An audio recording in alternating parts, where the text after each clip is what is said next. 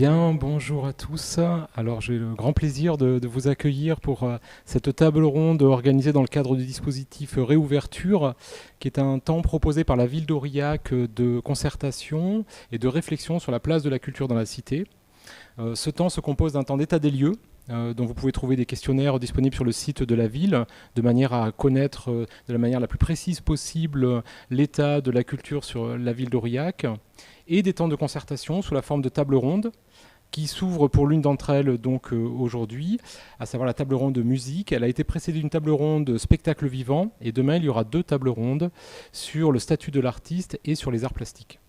Donc j'ai le plaisir d'assurer la modération de cette table ronde de musique qui est composée de 4 participants ici présents au musée d'art et d'archéologie de la ville d'Aurillac, mais aussi de participants en ligne qui ont fait parvenir une série de questions qui seront évoquées dans le temps que nous allons consacrer donc au traitement de cette thématique, la place de la musique, la vie de la musique dans l'espace aurillacois. Avec moi, avec nous, Ludovic Laporte, président de Love Me Tender, Hélène S, qui représente la Loupiote, Thierry Raymond, qui représente la Java des Paluches, et Sophie Clochard, qui représente la SPL Aurillac Développement, gestionnaire notamment du Prisme. Je ne les présente qu'en quelques mots, puisque nous allons commencer à ouvrir cette table ronde par une présentation des différents participants et de leur structure, avec une approche qui serait celle d'une situation avant la crise Covid. Comment fonctionnait cette structure, ses modèles économiques, son statut juridique, ses perspectives. Comment a été vécue la crise que nous avons traversée et que nous traversons encore. Et comment nous pouvons envisager la sortie de crise et les années qui se dessinent pour avoir une adaptation la plus précise possible, la plus pertinente possible en termes d'une évolution d'un contexte sanitaire, mais aussi la nécessaire possibilité pour les artistes et pour le public de vivre des moments musicaux dans leur vie au quotidien. Alors je vais laisser la parole à Monsieur Laporte pour présenter Love Me Tender. Oui, donc Ludovic Laporte, président de Love Me Tender, association bien connue des Aurillacois, puisque elle fête en 2021 ses 30 ans. Fête que nous allons organiser qu'en 2022, vu le contexte économique, le contexte sanitaire, pardon. Donc l'association en fait a plusieurs missions à sa charge. La première, c'est la gestion d'un lieu qui s'appelle le Chaudron, qui sont des studios de répétition construits par la CABA et financés essentiellement par la mairie d'Aurillac. Donc notre rôle, c'est d'accueillir les groupes locaux lors de séances de répétition en après-midi et essentiellement en soirée. Donc c'est la mission première, on va dire, de l'association, complétée grâce à ce lieu par à la fois des résidences d'artistes possibles, de l'enregistrement et de l'accompagnement des groupes en termes de documentation et d'accompagnement de projets. Et le deuxième volet de l'association, c'est l'organisation de concerts complétés par aussi des petites prestations en termes de son. Concernant l'année 2020-2021, c'est vrai que nous on a été très impactés par cette crise-là. Alors économiquement, on a eu la chance que nos partenaires continuent à contribuer sur leur subventionnement, puisque c'est la partie la plus importante de notre financement, ce qui nous a permis de maintenir nos 2 postes de permanents. Mais ce fut très dur psychologiquement et en termes d'organisation, puisque les répétitions étaient en partie plus possibles pendant les confinements durs, très compliquées pendant les périodes de déconfinement, puisqu'il y avait des couvre-feux à 19h, à 21h, et que nous, la majorité des groupes qu'on a, ce sont des amateurs qui ne peuvent répéter que le soir. Donc ça veut dire que là, nous, depuis le mois d'octobre, fin octobre, début novembre, nous rouvrons aux répétitions que la semaine prochaine. Donc c'est vrai que, d'une part, c'est un coût économique pour l'association, mais c'est surtout un gros manque pour les groupes amateurs. On sent qu'il y a une vraie demande de reprendre ces reprises-là. Il y a une peur des groupes de reprendre cet été en faisant des concerts, mais sans pouvoir s'être préparés. Donc il y a vraiment une urgence pour qu'ils puissent venir répéter.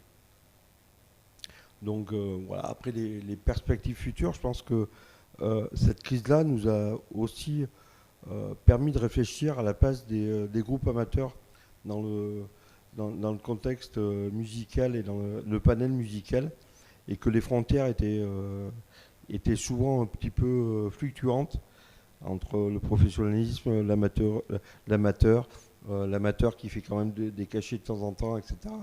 Nous, on a un rôle d'éducation par rapport à ça. Et je pense qu'effectivement, il va y avoir peut-être un développement des formes un peu plus simples, ou en tout cas des événements un peu moins grandioses, et qui du coup, avec aussi un déplacement de moins de groupes internationaux, moins de déplacements de population, qui va faire qu'il y a une carte à jouer certainement pour les groupes locaux, régionaux ou nationaux. Merci Ludovic. Je passe la parole du coup à Hélène S, qui est responsable, qui participe à l'organisation et à la vie d'une structure avec un projet très singulier et qui a une belle visibilité sur la ville d'Aurillac, à savoir la Loupiote. Bonsoir. Donc, je suis depuis peu coprésidente de l'association SCAP, qui signifie Soyons créateurs d'alternatives populaires, et qui porte le café associatif La Loupiote depuis 5 ans. Et je suis aussi coordinatrice de la programmation de La Loupiote depuis 6 ans, donc parce qu'on a commencé à programmer avant l'ouverture, bien sûr. Donc, le café associatif, c'est une association de loi 1901. On est 3 coprésidents. Il y a aussi 7 membres du conseil d'administration et après 15 bénévoles qui font tourner la structure, puisqu'on n'a pas de salariés. Donc on a une volonté d'embaucher depuis 3 ans, mais on n'arrive pas à dégager les moyens suffisants pour embaucher, ne serait-ce qu'à temps partiel. Et donc la Loupiote, c'est un café asso qui compte plus de 400 adhérents, donc principalement des Aurillacois, mais aussi des gens de tout le bassin d'Aurillac, le Cantal, et puis des gens de passage. On est ouvert les mercredis et le week-end quand on peut être ouvert. Et on propose tout un tas d'animations, donc à la fois des ateliers qui sont à l'initiative des adhérents. Ça peut être des cafés écriture, des ateliers calligraphie, des cafés où on apprend l'espagnol, l'anglais, conversation en français pour les nouveaux arrivants, etc. Mais on programme aussi donc, des concerts, c'est pour ça qu'on a été invités, j'imagine. On fait en général en moyenne un concert par mois. Et après, quelques spectacles de théâtre de rue ou de danse, en moyenne 3 par an. Malheureusement, comme on ne fonctionne qu'avec des bénévoles, on n'a pas les moyens de payer les groupes décemment. Donc en général, on fonctionne au chapeau et avec un système de défraiement. Et on le regrette. On aimerait pouvoir respecter les conventions collectives. Et voilà, pour l'instant, on aimerait surtout améliorer notre organisation pour pouvoir dégager de l'argent qui nous permettrait de payer les groupes à leur juste valeur. Mais ce n'est pas d'actualité, mais voilà, ça fait partie de nos projets. Alors, concernant la crise, on a subi la pandémie de plein fouet, comme toutes les structures culturelles, et aussi on est en partie un café. Donc, nos activités se sont arrêtées, on a beaucoup souffert des différents confinements. Nos ressources ont été stoppées. Et on avait toujours des charges à payer, voilà, bon, comme tout le monde. Et en plus, on n'a pas eu d'aide, on n'a eu aucune aide, on n'a pas bénéficié de chômage technique vu qu'on n'a pas d'employés, donc on n'a eu aucune aide. Alors heureusement, on avait eu une subvention de la mairie l'année d'avant qui nous a permis de constituer un petit matelas, et on a eu aussi un soutien de notre propriétaire qui nous a fait grâce de certains loyers, mais bon, ça a été très difficile. On a bien sûr dû annuler pas mal de concerts, enfin tous les concerts ont été annulés, sauf certains qu'on a pu reporter en juin, juillet, et début août de l'année dernière, mais même fin août, on a des concerts qui ont été annulés par la préfecture.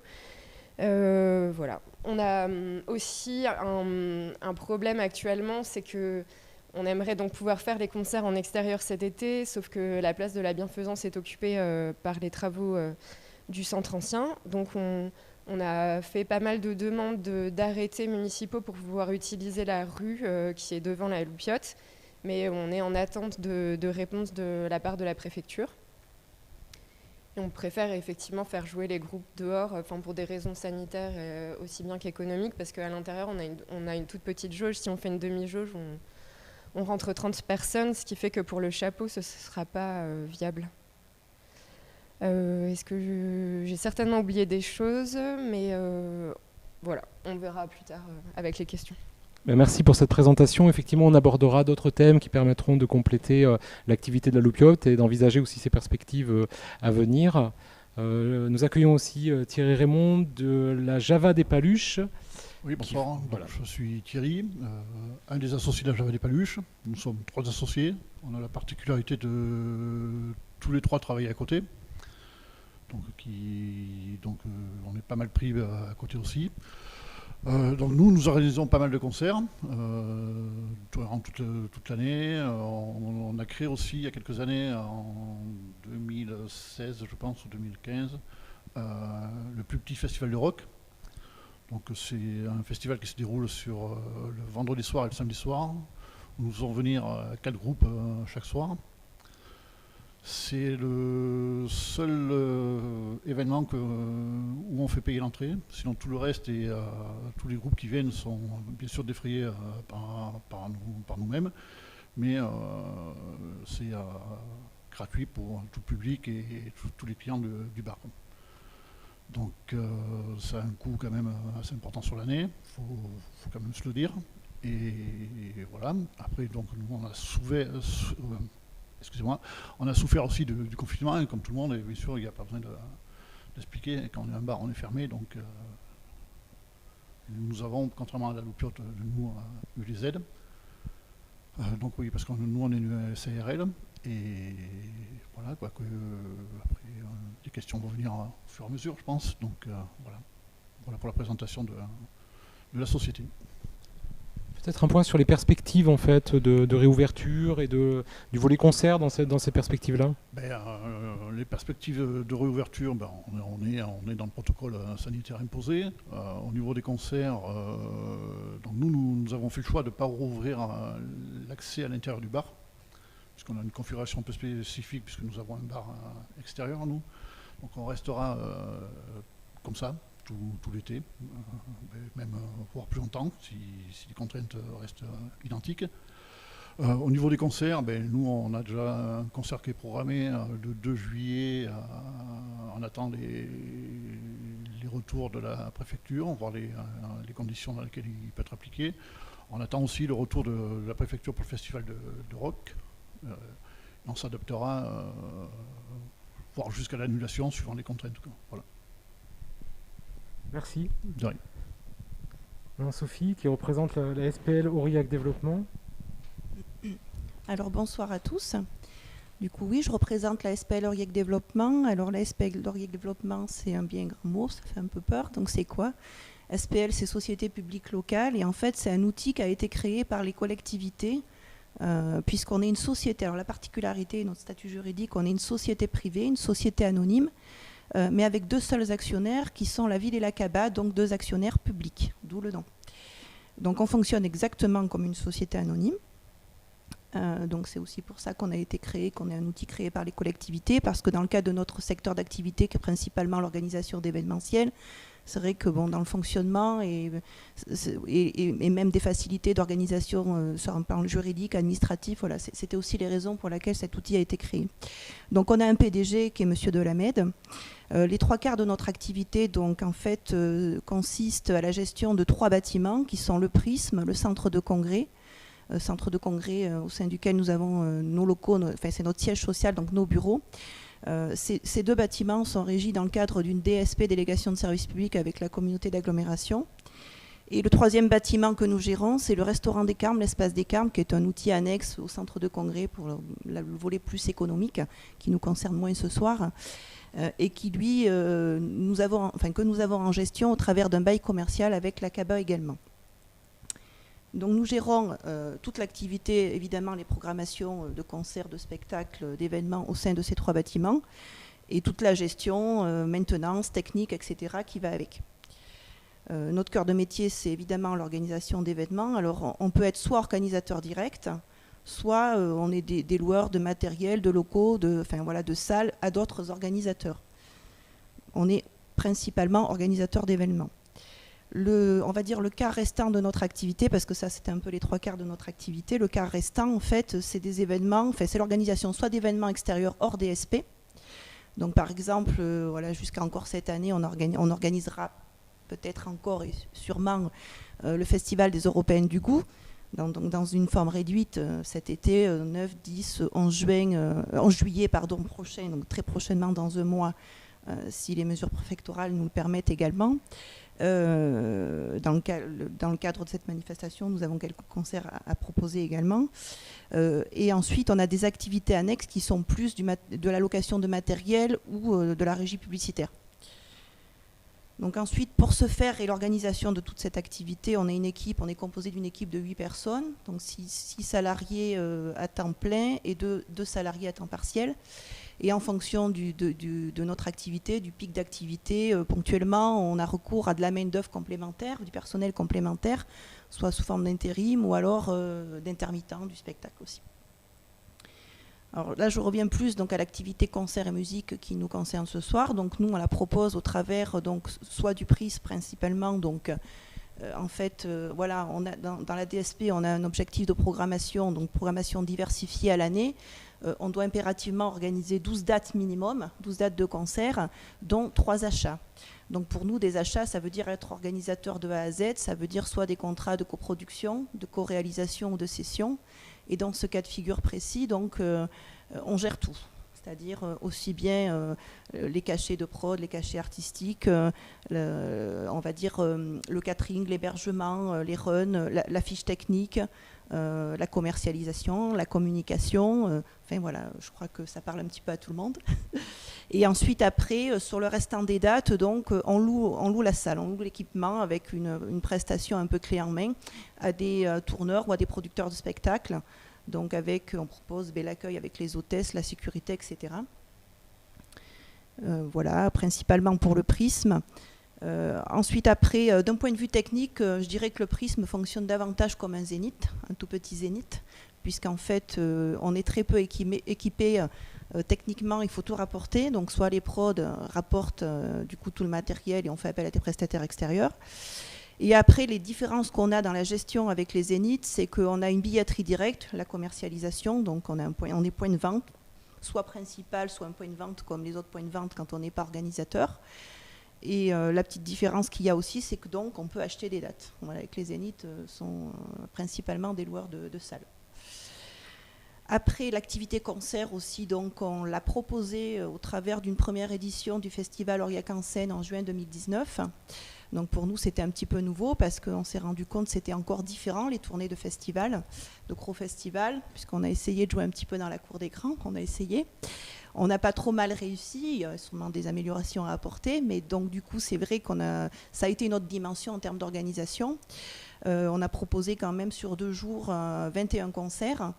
Et donc, on avait 11 concerts sur la grande scène et 10 concerts sur une scène locale. Parce que notre volonté sur cette première édition, c'était justement de faire ce qu'on fait rarement habituellement, qu'on a rarement l'occasion de faire, c'était de laisser une place à la scène locale avec une petite scène. Donc c'est vrai qu'on l'avait fait une fois quand on a fêté nos 10 ans au Prisme. On avait fait une journée donc, en partenariat, d'ailleurs que ce soit sur Aurillac en scène ou cette journée-là avec Love Me Tender. Pour toute cette partie, on avait accueilli les Wampas et donc on avait permis donc à des groupes aurillacois locaux de se produire sur la scène du Prisme le temps d'une journée. Voilà, donc c'était des expériences très intéressantes qu'on est, je pense, amené à renouveler.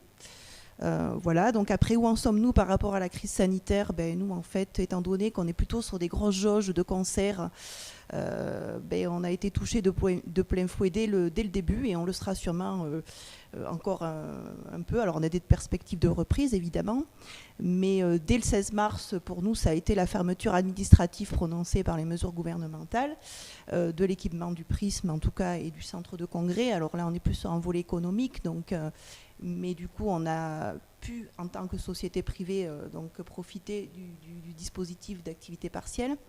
Donc ça s'est concrétisé au départ par zéro activité, où tous les salariés ont été placés en activité partielle. Et progressivement, on a retravaillé un peu en fonction de l'activité.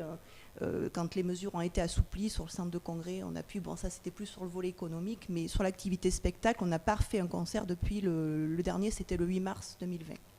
Même avec les assouplissements donc, sur l'automne, en fait, on n'a pas pu reprendre, parce que même si on avait potentiellement des petites jauges inférieures à 1000, la problématique, c'est qu'on est toujours positionné dans le cadre de tournées de production on est souvent la plus petite date au milieu de tournée de Zénith, et donc quand il y a un report de tournée, c'est l'ensemble de la tournée qui est reporté ou annulé, donc forcément Aurillac passe à la trappe à chaque fois, même si notre volonté est évidemment de tout faire pour jouer cette date. Donc voilà, alors après on a évidemment l'espoir de reprise à l'automne. On a normalement donc la plupart des dates se sont reportées, on a eu très très peu d'annulations, ce qui est déjà une chance. Et pour le coup, on devrait reprendre si tout va bien, si l'évolution de la situation sanitaire va dans le bon sens, et qu'on n'a pas de mesures préfectorales qui viennent se greffer par-dessus les autorisations de reprise. On devrait pouvoir reprendre le 7 octobre avec à peu près une dizaine de dates de l'automne à la fin de l'année, de concerts au Prisme. Donc voilà. Merci. Merci pour cette présentation d'Aurillac Développement qui illustre la diversité des opérateurs du secteur de la musique sur la ville d'Aurillac avec des modes de fonctionnement qui sont extrêmement différents en termes de masse financière, en termes d'équilibre économique, en termes de cadre juridique. Même s'il est partagé sur de nombreux points, il n'est pas toujours adapté, vécu ou organisé de la même manière. C'est ce qui fait aussi la richesse du territoire. De nombreux opérateurs dont vous faites partie, donc de nombreuses propositions qui sont proposées par contre aux mêmes habitants, aux mêmes citoyens, qui donc peuvent effectivement accéder ou pouvaient accéder avant la crise sanitaire aux offres que vous proposez. Peut-être avant d'aborder quelques points plus spécifiques au secteur de l'organisation de concerts et à la place des artistes, faire un point plus spécifiquement sur ce qui sera proposé cet été et la manière dont cela sera proposé. Je vais laisser la parole à Ludovic, du coup, qui est un opérateur d'un dispositif qui a été initié par la ville en collaboration avec Love Me Tender et qui va avoir lieu cet été. Et je sais que Hélène aussi ont des propositions pour l'été, ainsi que la Java des Paluches.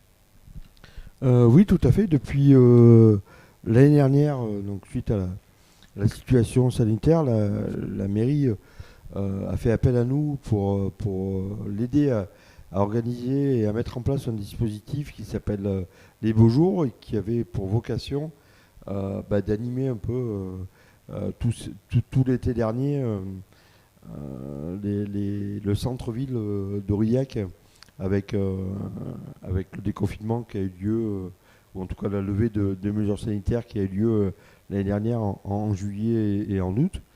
Donc on a relevé ce défi de façon énergique, on va dire, fin juin l'année dernière, puisque ça s'est fait au dernier moment, contraint par l'évolution des consignes sanitaires qui arrivent très tard. Donc dans l'organisation d'événements, c'est quelque chose de très compliqué, puisqu'il faut du temps pour mettre les choses en place. Et du coup, travailler dans l'urgence, c'est jamais facile. Mais je pense qu'on a bien relevé le défi l'année dernière. Et du coup, cette année, je pense que c'était une demande à la fois des restaurateurs, des hôteliers, de la mairie et de nous-mêmes, de renouveler ce dispositif-là qui avait bien fonctionné.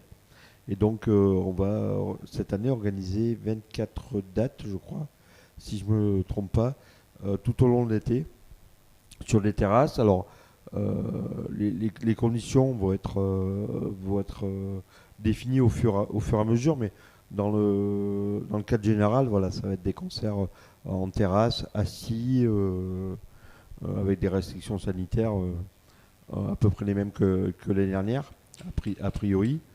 Voilà ce qu'on peut en dire. En tout cas, c'est quelque chose qui est important à la fois, je pense, pour la vie culturelle de la ville. Les gens en ont besoin, on l'a vu l'année dernière, et je pense que ça sera encore plus présent cette année.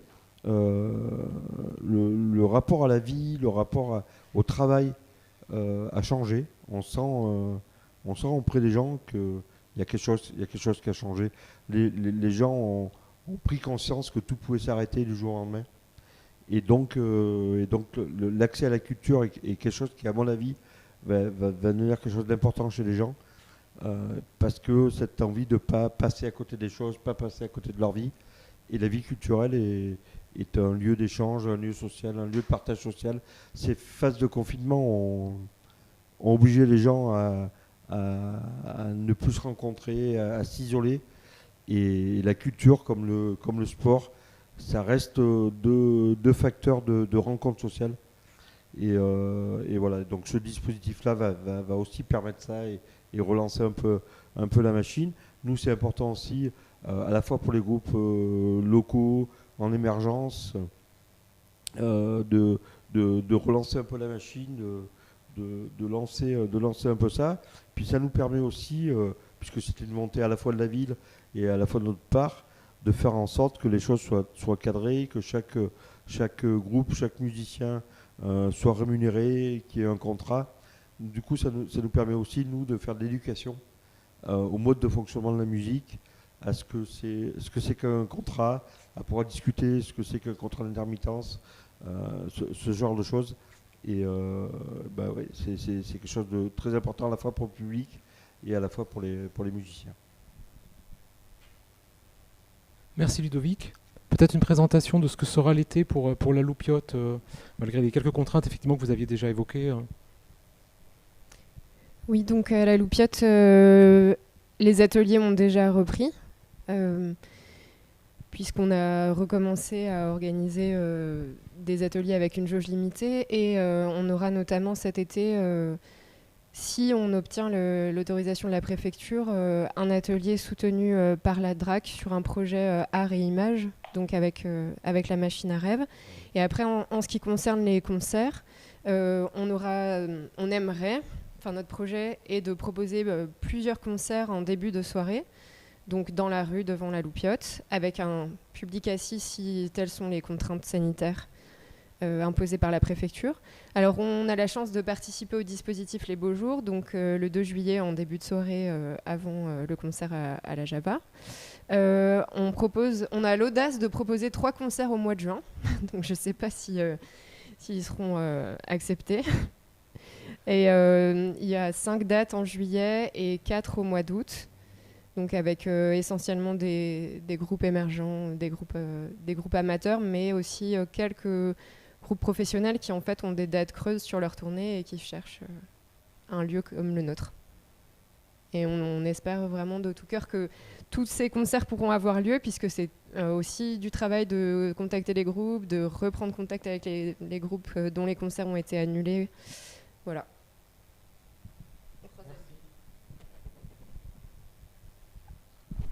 Donc nous, au niveau programmation, on est en train de travailler sur le plus petit festival de rock, qui demande pas mal de travail aussi.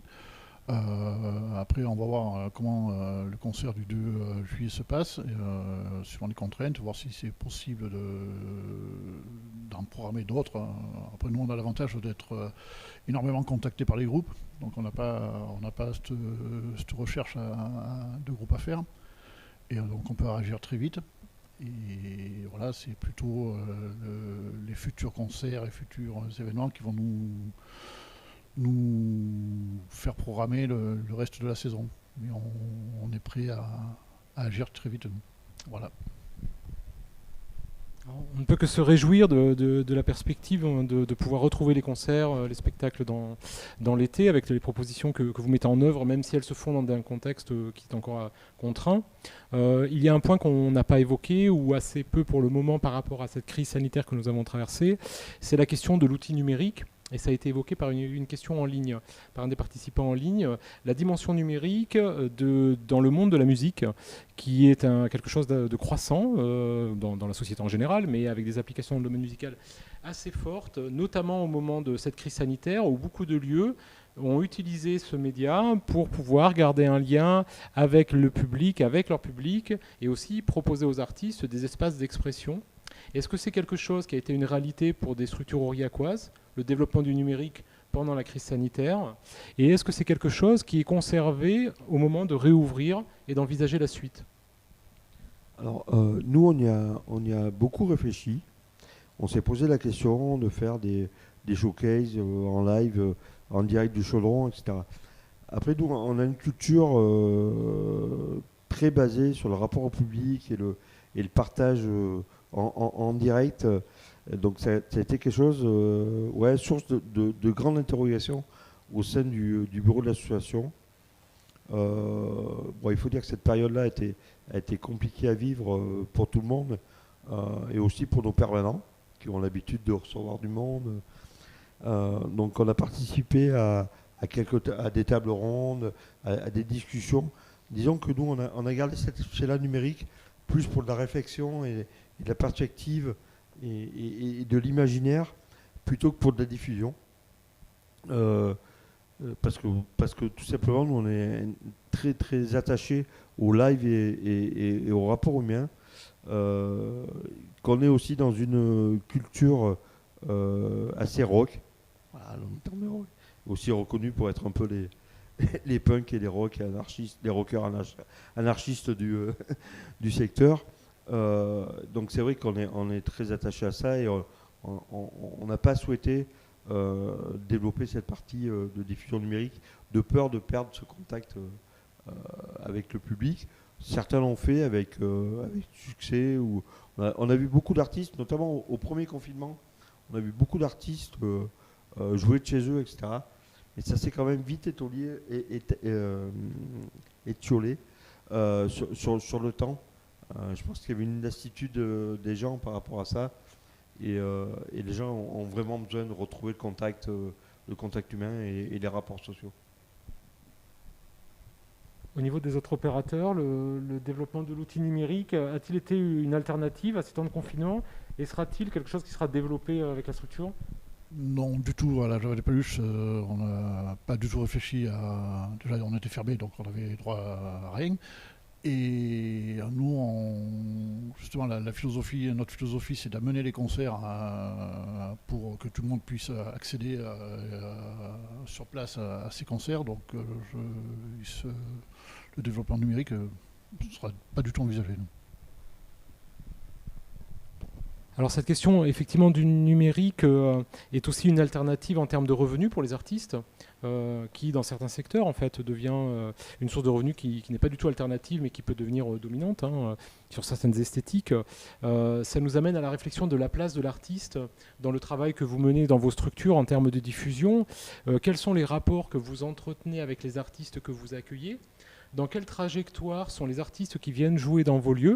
Je veux dire trajectoire amateurs, professionnels, pré-professionnels, et ce que vous pourriez nous dire éventuellement de ce que vous avez ressenti du rapport avec ces artistes-là avant, et la manière dont vous pressentez leur trajectoire ou leur retour à la vie professionnelle dans les temps qui s'ouvrent maintenant de réouverture. Donc pour ce qui est de la question du rapport à l'artiste, peut-être Sophie, sur les artistes que vous accueillez au sein du Prisme, à Aurillac, sur Aurillac en Seine par exemple, quels sont les rapports, dans quelle trajectoire sont ces artistes? Alors nous, on parlerait plutôt je devrais dire plutôt de rencontres, d'échanges éphémères, parce que nous, on les accueille le temps de quelques heures seulement. Après, voilà, ce sont des artistes qui sont très encadrés, dans le cadre de leur tournée, avec beaucoup de monde autour, sont parfois difficiles à approcher. Bon, voilà, on est plutôt sur des grosses têtes d'affiche, donc on va dire un peu des stars, hein.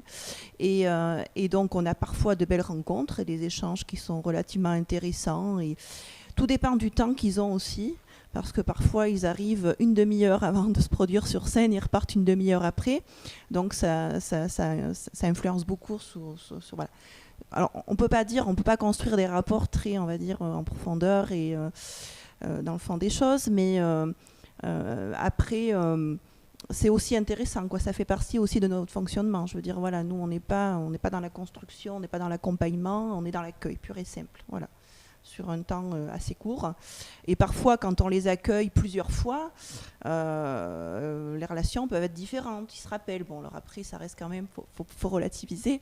Mais on a parfois construit des échanges qui étaient intéressants quand on a accueilli plusieurs fois d'affilée des formules d'artistes, des spectacles à Stendre et Tête de Bois, où on avait plutôt des artistes en perte de notoriété et plutôt demandeurs justement d'échanges. Et voilà, donc là, on a construit parfois d'une année à l'autre, où il se rappelle très bien du prisme, où voilà, ça devenait un rendez-vous parfois la date de fin de tournée qui était sympa. Et donc, du coup, c'est parfois arrivé. On a aussi un Patrick Bruel qui s'était renseigné avant de venir et qui était quand même assez étonné par l'outil, par le prisme. On a eu souvent des retours très positifs sur la technique, l'acoustique de la salle, par exemple. Voilà. Mais ça reste quand même très éphémère, très, très superficiel. Voilà. Si je dois être honnête, on est quand même sur ce type d'échange. Dans un rapport malgré tout assez économique et commercial en fait. Tout à fait. De prestations. Tout à fait. Nous, on est dans un modèle économique de rentabilité, c'est évident, puisqu'on est sur des grosses productions avec des coûts très importants. Alors, il y a le cachet de la production. Dans le cachet de la production, il y a le coût de production, il y a le cachet de l'artiste, il y a le cachet artistique, c'est-à-dire des musiciens, etc., qu'on connaît rarement, précisément, hein, le cachet de l'artiste.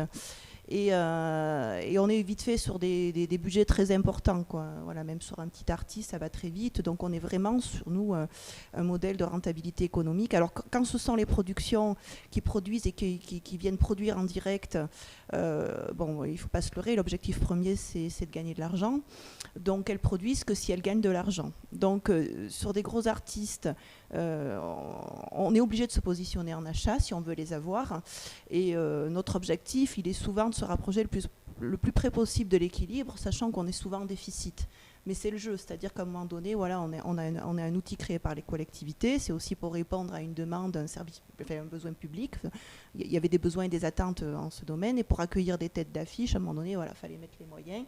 Donc c'est un peu le principe, c'est notre fonctionnement, c'est-à-dire que voilà, on est là-dessus, et je pense qu'en sortie de crise, ça ne va pas arranger les choses, c'est-à-dire que voilà, je pense qu'il y a beaucoup de productions qui ont perdu d'argent, pas mal d'argent, et je crois que dès que ça va reprendre, on va arriver sur des cachets artistiques qui vont flamber, quoi.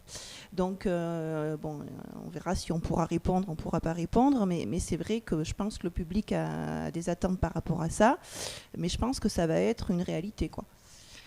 Après, oui, nous, on est vraiment sur une logique de rentabilité, d'équilibre économique, alors moins que les productions, du coup, puisque nous, on doit proposer au public des choses qu'on ne pourrait pas avoir. Mais on est vraiment là-dedans et on n'est pas en position de force. C'est vrai qu'on est une ville moyenne. Des villes moyennes, il y en a énormément. On a un outil, par contre, qui plaît, qui est intéressant, donc qui commence à être connu dans le paysage, donc les productions, les tournées. Mais il faut quand même se battre. Il faut continuer à se battre. Voilà, il faut continuer à se battre pour avoir les artistes, les gros artistes que souhaite voilà, accueillir le public aurillacois et cantalien aurillacois. Alors, peut-être la question de l'artiste, Hélène, sur les rapports que vous entretenez avec les artistes au moment de leur accueil au sein de la Loupiote, et dans quelle trajectoire sont-ils ? Oui, donc comme je le disais tout à l'heure, on accueille surtout des artistes émergents, des amateurs et parfois des professionnels qui sont habitués des petites scènes. On a des relations très proches et privilégiées avec eux puisqu'on s'occupe de tout ce qui est accueil, repas. On héberge aussi les artistes chez nous ou chez les bénévoles de la Loupiote. Donc on reste en lien avec eux souvent. Ce qui est intéressant, c'est qu'on crée un réseau en fait, d'une part d'artistes qui ont l'habitude de tourner sur des petites scènes, Alors, ça peut être aussi un même style de musique. Donc, nous, on est plus sur de la musique indépendante, sur de la musique engagée, alternative. On l'appelle comme on veut. Et on crée aussi un réseau en fait, avec les lieux proches qui fonctionnent comme nous. C'est-à-dire que les artistes qui viennent jouer chez nous vont nous demander si on n'a pas des conseils de lieux, d'autres cafés associatifs dans le coin. Voilà, on fait du lien. Et en fait, on fait souvent partie d'un même réseau en général, un réseau culturel alternatif. Je ne trouve pas d'autres mots pour le dire. Bien, merci. Merci Ludovic. Le rapport du coup aux artistes, sachant que vous êtes un lieu aussi de répétition et d'accompagnement. Oui, voilà. Donc, nous, dans l'organisation d'événements, on va dire qu'on a aussi 2 types d'événements à faire. On travaille sur le développement des groupes locaux. Donc, on travaille sur la mise en place de concerts pour faire jouer des groupes qui répètent, parce que c'est bien beau de répéter. Les studios de répétition marchent bien. On a en période normale, on va dire, on a des créneaux de répétition qui sont complets. Mais c'est bien beau de répéter. Si les groupes ne peuvent pas jouer, l'engouement va baisser. Et c'est des groupes qu'on verra moins. Voilà, ils répètent pour pouvoir jouer. Donc on essaie de mettre en place, d'où la création aussi depuis 2017 du collectif Just for Fun, pour pouvoir proposer des plateaux de groupes locaux à des comités des fêtes, à des associations, des collectivités. Donc ça c'est un premier volet. Donc c'est des groupes locaux que l'on connaît, qu'on accompagne, qu'on conseille, qu'on essaie de développer. Donc ça c'est une première chose. Donc on a forcément des bons rapports avec eux. On mange ensemble, on fait le catering nous-mêmes. Très souvent c'est moi qui me colle à la cuisine. Donc voilà, c'est toujours des bons moments. Et on l'a vu pendant ces confinements-là, où on a eu beaucoup de groupes locaux qui nous ont envoyé des messages pour prendre des nouvelles, qui sont passés au chaudron vite fait. Et puis il y a une autre partie où on essaie de développer aussi une musique alternative et indépendante, un peu dans le même réseau que la Loupe Piote éventuellement, des groupes qui peuvent se retrouver d'ailleurs. Et c'est des groupes effectivement sur lesquels, pareil, on accompagne, on héberge, on essaie aussi des fois d'allier, pour ceux qui viennent d'un peu loin, je pense à des groupes qu'on a accueillis de Nantes, qu'on essaie d'allier avec des périodes de résidence au Chaudron, puisqu'on a la chance d'avoir cet outil-là qui est très bien outillé, donc ce qui nous permet aussi de pouvoir accueillir des groupes sur plusieurs journées et qui fassent une sortie de résidence lors de notre événement. C'est ce qu'on a fait plusieurs fois sur les 3 éditions de la fête de l'école qu'on a fait. Et effectivement, c'est beaucoup de groupes qui tournent sur un réseau alternatif et sur lequel on a encore des très bons contacts. Il y en a certains qui sont devenus des amis, voire des amis proches.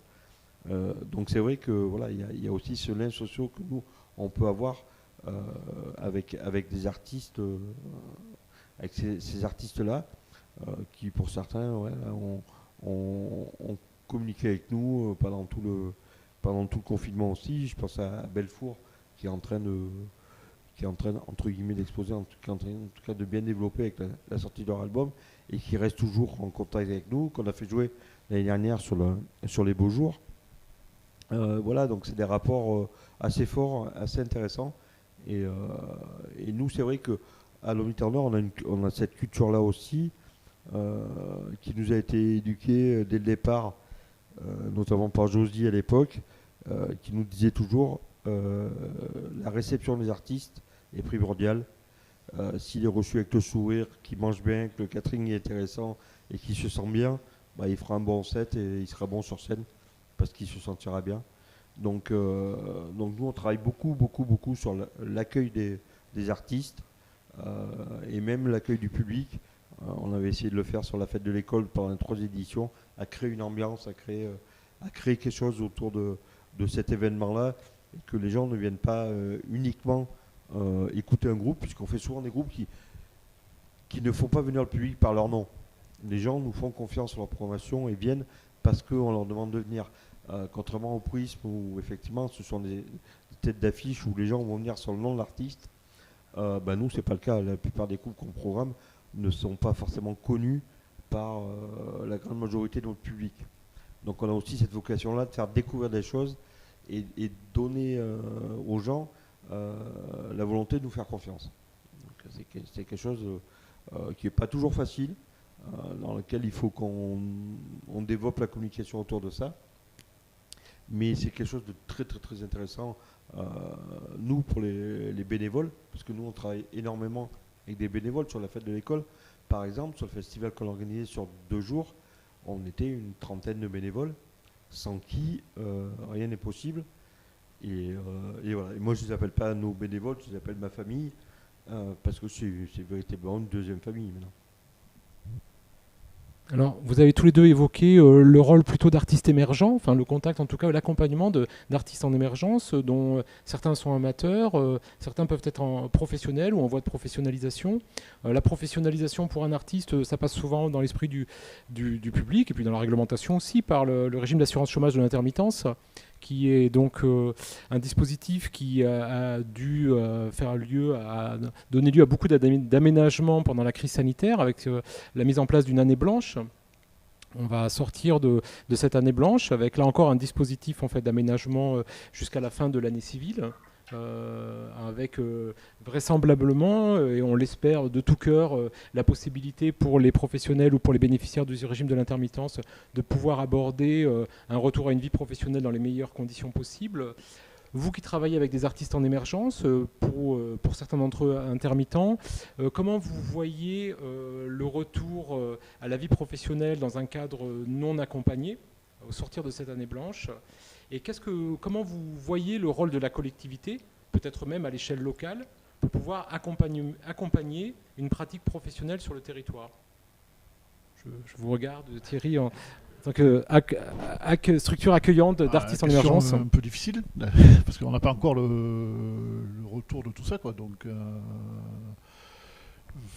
je pense qu'il faut attendre encore quelques événements pour voir comment ça se passe et pouvoir justement discuter avec les artistes, parce que nous, malheureusement, on n'en a pas vu encore. Hein, donc, oui, c'est sûr que ça va être compliqué de tout relancer, je pense. Bon, c'est mon avis, hein, parce que va falloir relancer la machine, comme on dit, et il va falloir que le public, lui, je ne me pose pas de question, il sera présent, mais peut-être va falloir canaliser le public suivant toutes ces contraintes sanitaires, quelque chose qui va ne pas être simple, à mon avis, surtout dans nos structures, j'imagine. Sur le plus petit festival, voilà, ça va être compliqué de faire un festival à Assy. Pour moi, c'est mission impossible. Donc, l'attente du public est énorme, je pense.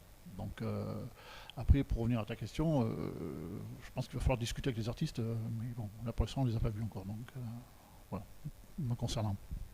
Pour les autres structures, peut-être quel type d'outils pourrait être mis en œuvre pour accompagner ce retour à la vie professionnelle ou à la professionnalisation des artistes, dans vos lieux, notamment pour les artistes en émergence ? Je pense que déjà il y a une grosse partie éducation à mener, à la fois du public et à la fois des acteurs de cette culture-là, notamment des bars. C'est pour ça qu'un dispositif comme les Beaux Jours, où on a imposé une rémunération, des contrats, etc., ça permet de faire beaucoup d'éducation, notamment aux structures qui souhaitent faire des concerts. Il y a des dispositifs nationaux qui sont en train de se mettre en place, dont j'ai plus le nom d'ailleurs. GIP, non le GIP, ouais, voilà, qui sont en train de se mettre en place, qui sont une bonne chose, parce que voilà, ça permet justement aux bars, aux structures associatives, aux comités des fêtes d'être dans les règles. C'est vrai que nous, il y a quelques fois, voilà, on passe beaucoup de temps à expliquer à des comités des fêtes, à des partenaires privés, comment on peut rémunérer dans les règles des groupes, et qu'ils soient amateurs ou professionnels. Et arriver à faire comprendre aussi que faire de la musique, ça coûte de l'argent. Beaucoup de gens pensent que c'est une passion, mais c'est pas qu'une passion, parce que même une passion, des instruments, ça coûte cher. Des studios de répète, ça coûte cher. Des répétitions, ça coûte cher, même si rien qu'on n'est pas cher du tout. Mais quand même, ça a un coût pour un groupe. Donc ça mérite, ça mérite un salaire. Et puis ça mérite aussi de payer toutes les cotisations qui vont avec, et que les gens qui sont artistes ne se retrouvent pas à la retraite en disant bah ouais, on me paye au black ou en fonction de la recette, etc. Mais je me retrouve à la retraite, je suis pas cotisé, je suis en maladie, je me casse une jambe, comment je fais donc c'est vrai qu'il y a une vraie éducation à ça, et je pense qu'elle peut passer que par aussi le soutien de collectivités locales ou de structures nationales pour aider aussi les professionnels à assumer ces cachets-là, parce que bon, un cachet minimum d'intermittent, voilà, ça va être, on va retourner aux environs de 200 euros chargés, quoi.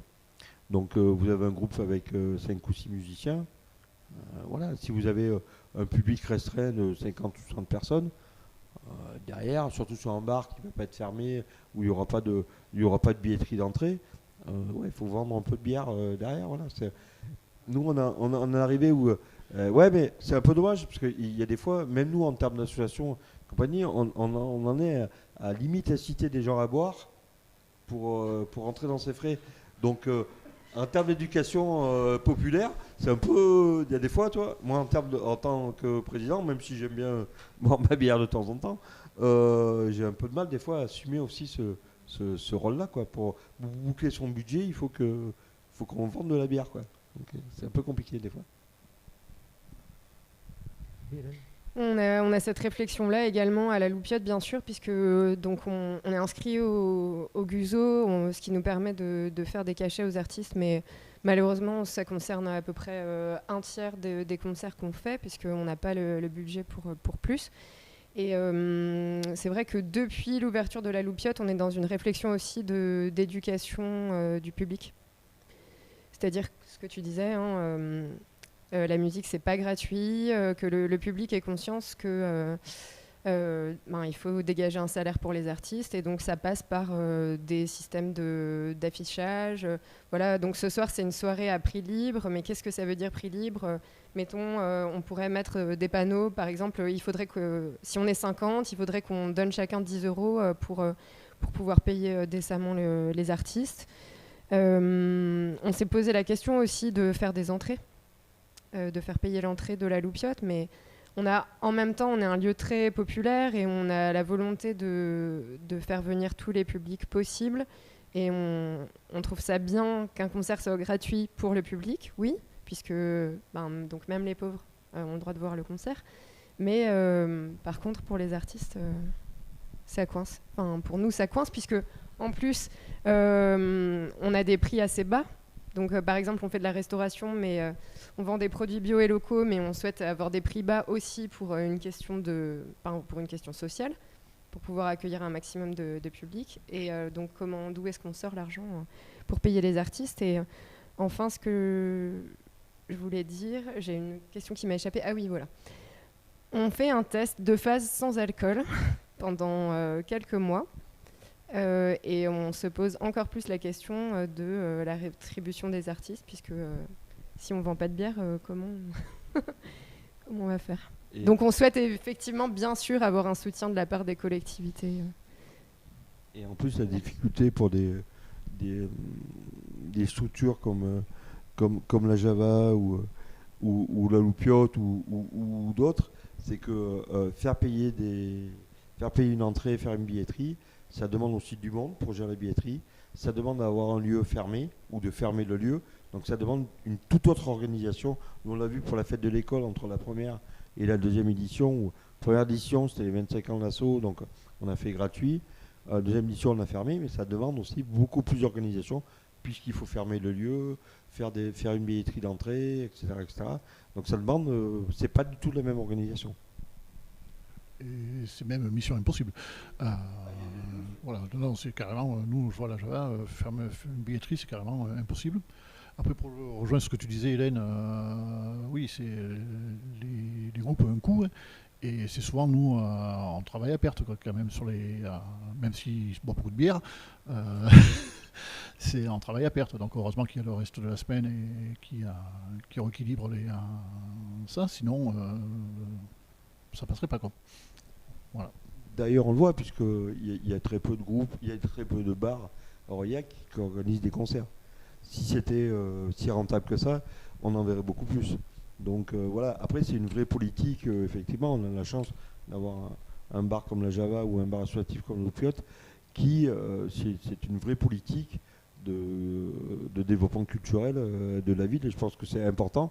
Voilà, ces structures-là, au même titre que les associations culturelles, ont besoin d'un soutien, qu'il soit financier, qu'il soit de communication, qu'il soit technique, de la part des collectivités, effectivement.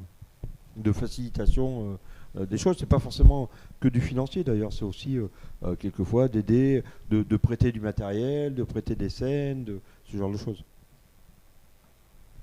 Après, effectivement, vous évoquiez des dispositifs comme le GIP Concert ont été mis en place, voilà, des accompagnements financiers pour la prise en charge des cotisations salariales, en fait, sur l'engagement des artistes, ce qui permet du coup de réduire le coût in fine pour le diffuseur. Il y a des politiques d'accompagnement qui sont mises en œuvre par la collectivité, notamment dans le cadre des Beaux Jours, avec la nécessité d'un accompagnement à la prise en charge au niveau de la réglementation et de la réalisation des contrats, qui sont déterminants pour qu'un artiste professionnel puisse vivre de son activité et puis pouvoir émarger au dispositif de l'intermittence. Et ça, c'est une nécessité. Nous avons en ligne avec nous un artiste aurillacois qui s'est signalé, illustré dans différentes esthétiques, différents domaines, avec toujours à chaque fois le même talent, qui est reconnu au-delà bien évidemment de notre territoire et qui nous fait la gentillesse donc d'être présent. Il s'agit d'Alain Bruel. Et nous souhaitions recueillir son témoignage en tant que musicien professionnel, ayant grandi du coup au sortir de la vallée de la Jordane, dans notre belle ville d'Aurillac, et ayant une activité de musicien à l'échelle à minima nationale. Est-ce que vous pourriez nous dire en 2 mots quel a été votre parcours et quelle est votre réalité maintenant dans la perspective de cette sortie de crise ? Bonsoir tout le monde. C'était intéressant tout ça. Mon parcours, moi j'ai commencé dans les musiques populaires, clairement, les musiques traditionnelles. Le bal après, alors ça j'étais au collège. En fait, j'étais musicien professionnel en 5e quasiment. C'était pas lié à un talent particulier, c'est que c'était possible comme ça à l'époque. C'était la dynamique à l'époque, c'est que très très vite on pouvait se professionnaliser parce qu'il y avait une forme de ritualisation de la musique avec des événements qui n'existent plus maintenant et qui étaient aussi des écoles. Je pense il y a des camarades, je pense à Jean-Paul Puech-Brossou qui travaille au Chaudron, mais on était collègues à l'époque. De là après, quand j'ai passé mon bac, j'en ai eu un peu marre de tout ça quand même, et là je me suis orienté vers le jazz, j'avais envie de voir un petit peu d'autres choses, et là, il fallait partir d'Aurillac. Voilà, donc là on a été un certain nombre de copains avec Eric Alter à l'époque, avec Olivier Gadet, à partir d'Aurillac pour aller se former ailleurs. C'était souvent une formation qui se faisait au contact d'autres professionnels. Eric Alter allait voir Elios Serra, moi j'allais voir un guitariste qui s'appelait Bernard Lara. Voilà, ça se passait beaucoup comme ça, c'était du réseau très très individualisé. C'était pas des structures. Maintenant, la grande chance qu'il y a quand même, c'est qu'il y a des lieux pour apprendre la musique, à Aurillac notamment, un peu partout. C'est pas un problème d'apprendre maintenant. C'est vraiment plus un problème. Et puis maintenant, il y a le relais du numérique, tout le monde en parle. On peut s'informer énormément avec ça, on peut apprendre à jouer comme ça, même si c'est pas idéal, il vaut mieux avoir un prof, mais... Et donc à cette époque-là, il y a eu cette espèce d'éclatement, on va dire, et puis on s'est tous retrouvés après à se professionnaliser, pas forcément dans les régions où on allait, mais en tout cas on rencontrait des réseaux de gens qui eux aussi étaient très mobiles. C'est quelque chose qui se perd un petit peu. Même actuellement, je le constate un petit peu quand je vais jouer dans d'autres villes. À Clermont, on va jouer un peu entre Clermontois. À Bordeaux, on va jouer un peu entre Bordelais, tout ça. C'est une dynamique qui est en train de disparaître. Moi, j'ai bénéficié de ça à l'époque, de pouvoir rencontrer des tas de gens. Après, il y a eu des starters, notamment, il y a eu une période où j'étais objecteur à l'Institut d'études occitanes à Aurillac, et on avait fait venir la compagnie du BAT. Moi, j'adorais ce type depuis l'âge de 10 ans. Et je me suis retrouvé embarqué dans l'histoire avec la compagnie du BAT. C'était le premier ogre que j'ai rencontré, qui m'a dit « ça, faut pas le faire, ça, tu peux le faire, ça, tu fais ce que tu veux ». Après, dans le parcours jazz, toujours, il y a eu un deuxième ogre, ça a été Padovani qui m'a dit que je veux ça, donc bon, je l'ai fait. Et après, il y a eu un troisième ogre, alors ça, c'était dans les 20 dernières années, là, c'était avec le théâtre, avec Gilles Bouillon. Et donc là, c'était le Centre dramatique de Tours, c'était une grosse boîte, ça. Et ça a été encore une autre approche musicale. Alors, je brosse très très vite parce qu'on ne va pas s'étendre, et puis il y a eu mille choses à l'intérieur de ça. Mais ce qu'il y avait de flagrant vraiment, c'est qu'une chose en appelait une autre, et c'était toujours plus ou moins des coups de hasard, mais qui étaient liés à une mobilité.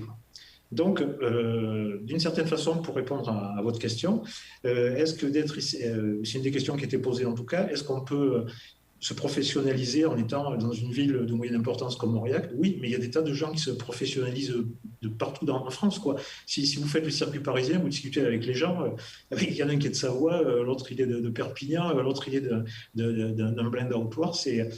La réalité de la musique, c'est quand même ça. Ça veut bien dire, d'ailleurs, qu'il y a une éducation culturelle, on veut dire, qui fonctionne finalement en France, puisqu'il y a des choses comme ça, on arrive à se retrouver. Après, c'est souvent très très centralisé, ça c'est problématique d'ailleurs, sur la région parisienne, pour la présentation des projets, mais en général, on arrive quand même à émerger. Il y a un truc, si vous avez le moteur passionnel, si vous avez vraiment envie de faire ça, ça ne sera pas un problème d'apprendre. Vous arriverez toujours à capter des informations, on arrive toujours à travailler, ça c'est pas un problème. Est-ce que vous pensez que la trajectoire d'un artiste, c'est nécessairement celle de se produire sur le plus petit festival pour ensuite arriver, au terme de sa carrière, sur le festival Aurillac en scène? Ou existe-t-il des alternatives à ces perspectives de carrière qui sont celles de la progression dans un modèle économique qui est celui du plus en plus important en termes de jauge et en termes de cachet et de prix d'entrée des places? Non, je ne crois pas, parce que déjà, il y a des styles musicaux qui amèneront jamais à ça. Moi, je travaille beaucoup dans le jazz, on ne fera jamais des zéniths avec le jazz, c'est sûr. Et finalement, tant mieux. Ça se passe ailleurs. Il y a un système d'îlots qui est un peu plus, presque un peu plus sécurisant d'ailleurs, parce que à la fois c'est fragile, mais à la fois il y a plein de points de chute. Tandis que quand vous êtes sur les grands circuits, sur les très grandes scènes comme ça, vous êtes très très dépendant aussi de cette réussite finalement, et surtout, ça entre guillemets, surtout des contrats de producteurs. C'est-à-dire que qui actuellement fait une carrière comme l'a fait Nougaro par exemple? Voilà, on a des artistes qui ont des prénoms et qui vont durer 3-4 ans, qui disparaissent, souvent aussi parce que c'est trop tôt, ils arrivent trop tôt sur une fonction. Et après, pour en revenir justement sur des petits lieux, comme ceux qu'on peut avoir à Aurillac, il y a des gens effectivement qui vivent dans ces circuits-là. Mais c'est aussi un choix très souvent militant d'ailleurs, aussi remarquable du point de vue de l'artiste que du point de vue des structures qui les accueillent. Je crois qu'il n'y a plus.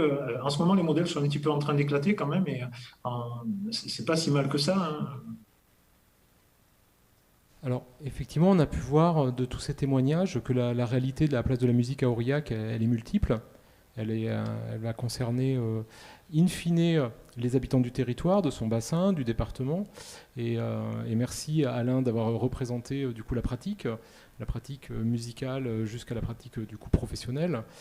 Pour ce qui relève de la diffusion, effectivement, vous avez montré des réalités très différentes d'une réalité de la musique avec comme dénominateur commun le public. La collectivité Ville d'Aurillac n'est pas en reste de cette implication dans le domaine de la diffusion de spectacles, puisqu'on a une saison culturelle qui est extrêmement étoffée, qui est le fruit d'un investissement très fort de la collectivité et dans lesquels on retrouve de nombreuses propositions musicales, notamment dans des esthétiques qui sont peu présentes ou qui sont sur des modèles économiques qui sont périlleux. Et ça, c'est la vocation et la nécessité de la collectivité de pouvoir assurer la diversité des propositions, qui est bien sûr complétée par la passion, l'investissement dont vous faites preuve dans vos différentes structures. Et je souhaitais du coup terminer ce temps d'échange sur la place de la musique sur le territoire aurillacois en évoquant un dernier équipement qui va venir compléter l'offre d'établissements ou de lieux possibles pour vivre la musique ensemble. C'est le projet qui est mené sur le quartier de Marmier avec l'apparition de la salle qui s'appelle Vivacité, qui sera une salle qui sera utilisée à la fois par le centre social de Marmier mais aussi par des opérateurs de la diffusion musicale et plutôt orientée musique actuelle, qui était dans une jauge de 400 personnes debout, qui était un espace qui manquait en termes de conditions d'accueil, puisque nous avons beaucoup utilisé jusqu'à maintenant, les différents opérateurs du territoire, une salle comme la Halle de l'Escudillier, qui était quand même très inconfortable pour certaines propositions, et qui malgré tout fait son office pour des moments musicaux qui restent de belles mémoires pour beaucoup d'entre nous, mais malheureusement, qui n'étaient pas forcément complètement adaptés. Ce sera le cas de Vivacité. Et au-delà de l'émergence d'un nouveau bâtiment, c'est aussi la volonté pour la collectivité de mettre en œuvre des nouveaux dispositifs de gouvernance, à savoir qu'une partie de l'activité de diffusion au sein de Vivacité sera assurée par la saison culturelle, dans le cadre de la saison de la collectivité, mais une autre partie de cette activité de diffusion sera dévolue à l'émergence d'une structure que l'on souhaite participative, ouverte aux Aurillacois et aux citoyens aurillacois. Et cette structure ferait l'objet d'un conventionnement avec la collectivité pour une mission de diffusion de spectacles et de concerts dans la salle Vivacité, sur un mode du coup alternatif, là encore, mais dans un autre domaine, sur le modèle de gouvernance, sur le portage en fait, économique, administratif, permettant aux acteurs, aux habitants du territoire d'être partie prenante du fonctionnement d'un équipement de diffusion. Voilà. Donc ça, c'est le projet Vivacité, c'est une démarche qu'engage la collectivité en complément du coup et de ce qui est proposé avec le dispositif Réouverture, qui est là aussi un dispositif de concertation et d'échange avec les acteurs du territoire, avec pour la collectivité la préoccupation première, qui est celle d'accompagner les acteurs du territoire et puis de proposer aux Aurillacois et aux gens du bassin aurillacois et aux Cantaliens une offre culturelle la plus diverse possible, la plus complémentaire possible, de manière à, au bout du compte, avoir une vie la plus agréable dans notre territoire. Merci à chacun d'entre vous d'avoir participé à cette table ronde, d'avoir accepté l'invitation qui vous a été faite. Merci à ceux qui ont participé en ligne à ce temps de réouverture, cette table ronde de musique. On espère qu'elle donnera lieu à d'autres tables rondes sur d'autres thématiques complémentaires. En tout cas, c'est notre intention. Merci aux équipes techniques qui ont rendu possible ce temps convivial.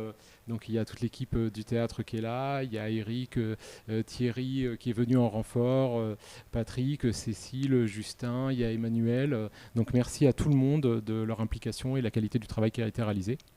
Je vous souhaite une bonne soirée, puisque c'est le soir pour nous. À très bientôt sur un concert cet été, sur une terrasse, dans un moment musical. Merci à vous.